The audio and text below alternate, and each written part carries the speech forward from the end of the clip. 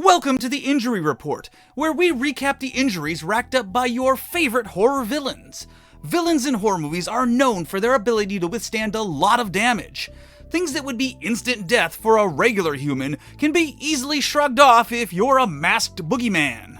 Some say the originator of this phenomenon is Michael Myers from the Halloween films. I'm Griff Robodanger, and in my last injury report, I took a look at the first two Halloween films. This time around, I'm going to look at Halloween 4, 5, and 6, sometimes referred to as the Thorn Trilogy. In this video, I'm going to look at all the various injuries and attacks Michael Myers endures trying to snuff out his relatives, and see exactly how unstoppable Michael really is. When we last left Michael in Halloween 2, he was getting blown up and burned to a crisp. 10 years later, Michael is in a coma as a result of these injuries, wrapped up like a mummy. When paramedics attempt to transport Michael to another sanitarium, one of them makes the fatal mistake of mentioning Michael has a niece. Michael awakens, causing the ambulance to violently crash while he's still inside of it. This one happens off screen, so it's impossible to know exactly what sort of damage Michael potentially took here, but given the state of the vehicle and how far off the road it ends up, I don't really see any scenario where Michael didn't get banged up. Whether he's inside the vehicle as it crashes or if he's thrown from the vehicle, he's going to suffer injuries that would be fatal to most humans. You're talking about him as if he were a human being. Good point. Michael is hit in the face with the butt of a shotgun. While chasing Jamie and her stepsister Rachel, Michael briefly encounters Rachel's boyfriend Brady, who is wielding a shotgun as a melee weapon, hitting Michael in the face with the butt of the gun. Michael is unaffected. Michael is punched in the face. Brady then tries to punch Michael in the face. It's not very effective. Michael is blasted in the face twice with a fire extinguisher. I'm not an expert on fire extinguishers, but this appears to be a CO2 fire extinguisher based on the larger nozzle and the emission when it's blasted. If a person is sprayed in the face with the contents of a CO2 fire extinguisher, several potential consequences could occur. Inhaling the CO2 gas can lead to respiratory irritation and difficulty breathing, especially if a large amount is inhaled. The CO2 gas is extremely cold when it is expelled from the extinguisher, so there is a risk of frostbite or cold burns on the skin and eyes. The rapid cooling of tissues can damage cells and blood vessels, leading to skin injuries. So while the mask may protect Michael from some of the blast, his eyes and the area around them is still directly exposed. The CO2 gas can also irritate the eyes, causing redness, tearing, and potentially corneal injury if the gas is blasted directly into the eyes. Again, Michael's most prone area. Michael's face smashes into a windshield. Later in the movie, Michael is riding on top of the moving pickup truck trying to get Rachel and Jamie, who are inside the vehicle. Unlike the times he purposely punches through windows, this one looks accidental. His forehead hits the windshield with enough force to shatter the windshield, which would probably cause some degree of head trauma because, let's face it, a dime store latex Halloween mask is not adequate head protection. Rachel slams on the brakes and Michael is thrown from the moving pickup truck. Michael rolls off the roof of the truck, his back slamming first into the hood, then hitting the ground hard, with his back and shoulders taking the brunt of the impact. As Michael gets up, he is run over by the pickup truck. Rachel slams on the gas, and Michael just stands there and takes the full impact of the truck in his chest. In addition, the whiplash from the impact sends Michael's face smashing into the hood of the truck. The impact of the collision also throws Michael through the air, sending him crashing through a wooden fence rail.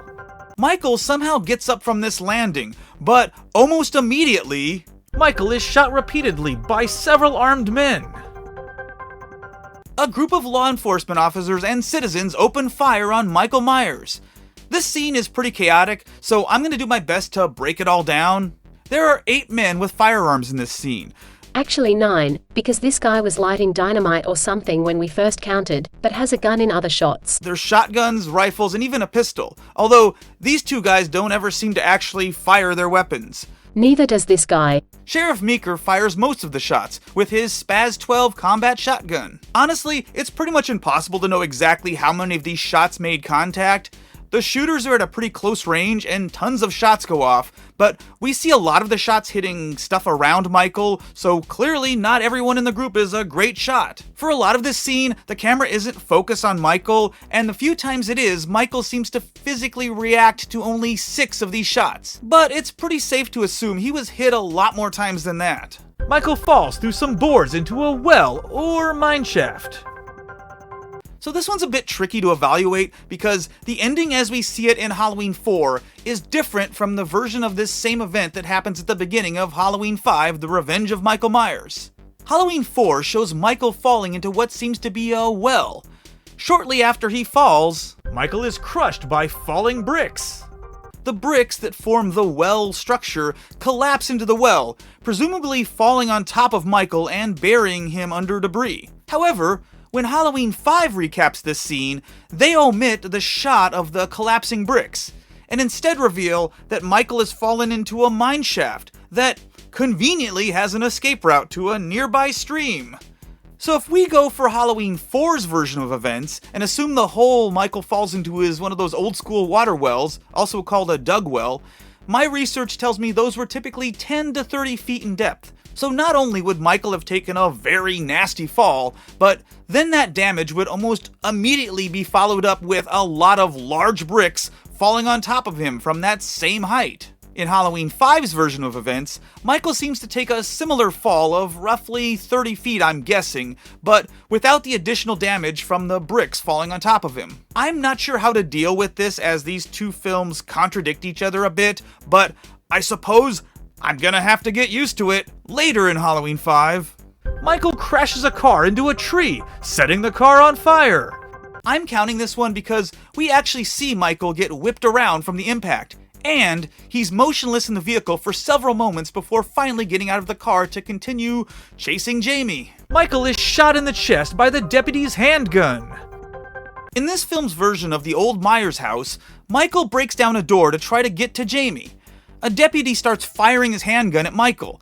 As far as I can tell, only 2 of these shots make contact, hitting Michael in the chest. This sends Michael reeling back for a brief moment, but he quickly returns to Kool-Aid Man through the remainder of the door. A heavy chain net is dropped onto Michael. Dr. Loomis sets up a trap where he drops a large net made of chain right on top of Michael. The chain itself is thick, and the net covers a lot of area, so you have to assume this thing is heavy, and it's dropped right on Michael's head. This could potentially break someone's neck, and in the very least bring them to the ground, but it doesn't even take Michael off his feet. Loomis shoots Michael with tranquilizer darts. Loomis fires off 4 darts in this scene.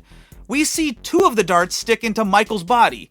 The other 2, it's unclear if they hit or not. I don't actually see those darts in Michael, but based on the short range Loomis is shooting from and the fact Michael is pretty much standing in one spot, I feel like it's likely at least one of these shots struck Michael somewhere. Now some of you may be thinking, tranquilizer darts? How is that hurting Michael? Aren't they supposed to be non-lethal? Keep in mind, these are still sharp objects being forcefully launched into human flesh, and the damage is potentially worse at the close range Loomis is shooting from. So one scientific study that discussed the effects of tranquilizer darts on large animals says, one problem associated with the use of tranquilizer darts is excessive penetration if projected at too high a velocity. This velocity has the potential to cause severe injuries in animals with thinner skin or if projected at too close a distance.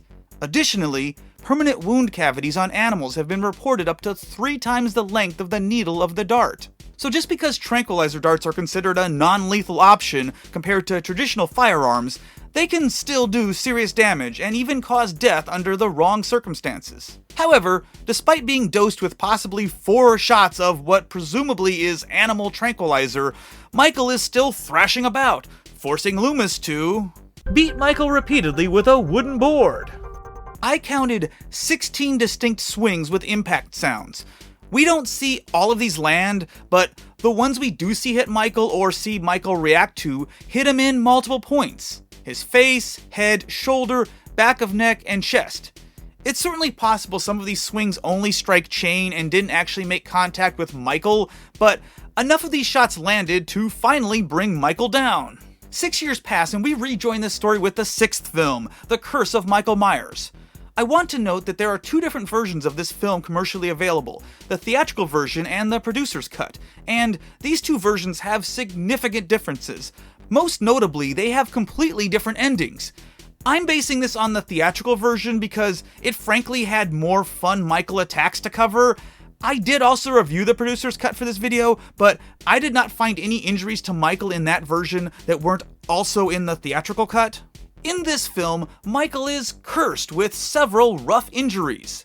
While pursuing Kara Strode, who in this timeline is a cousin to Laurie Strode, and Kara's son Danny, Michael is hit over the back of the head with a fire poker, causing him to fall down a flight of stairs.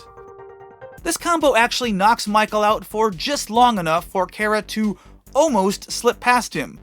He grabs her ankle and Kara responds by hitting Michael in the wrist with the fire poker.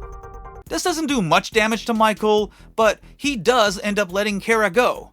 But when the action moves to the film's climax at Smith's Grove, Michael tries to grab Kara again, and this time he's shot in the shoulder with a gas gun.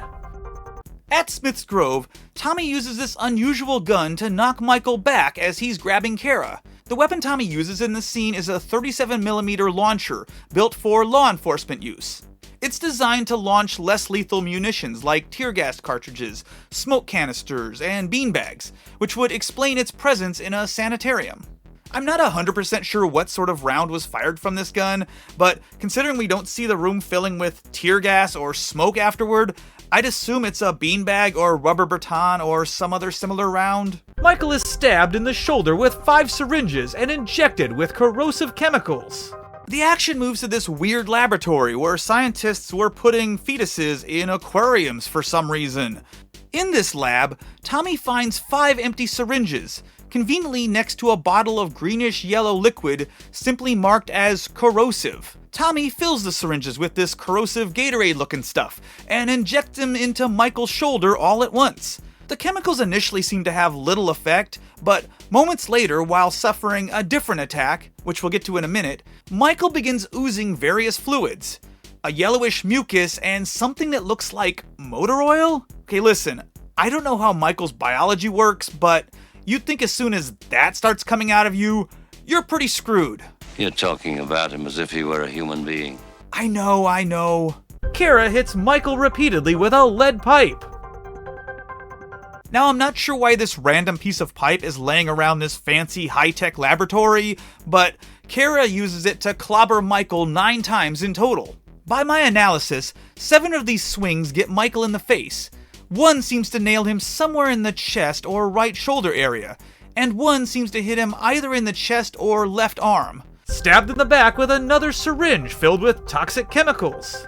Tommy jabs another corrosive injection into Michael for good measure, this time into Michael's back and possibly even his spine. Although, now that I think about it, maybe injecting Michael Myers with a syringe filled with random greenish-yellow chemicals you found in a crazy doctor's lab isn't the best way to kill him. Michael is beaten repeatedly with a lead pipe by Tommy Doyle. Tommy bashes the crap out of Michael with this pipe. Michael gets repeatedly hit in the face and head, as well as his shoulder and body. In Tommy's first flurry of attacks, I counted 14 strikes. It's unclear where exactly most of these attacks land, but I did count 6 definite shots to the face and 1 to the left shoulder. After this initial burst, Tommy regroups and then goes back for another beatdown. This scene was edited so frantically and confusingly that my best guess is that there were another 14 hits here, mostly in the face and head, bringing the grand total up to 28 pipe hits by Tommy in this scene. And this is also where the chemical ooze starts to leak from Michael's body. In researching this video, I found an interesting clip where Paul Rudd talks about filming this scene and what it was like to beat the crap out of Michael Myers. If there are any Paul Rudd fans out there, I think you'll find this clip Pretty fascinating. I think that Michael Myers is...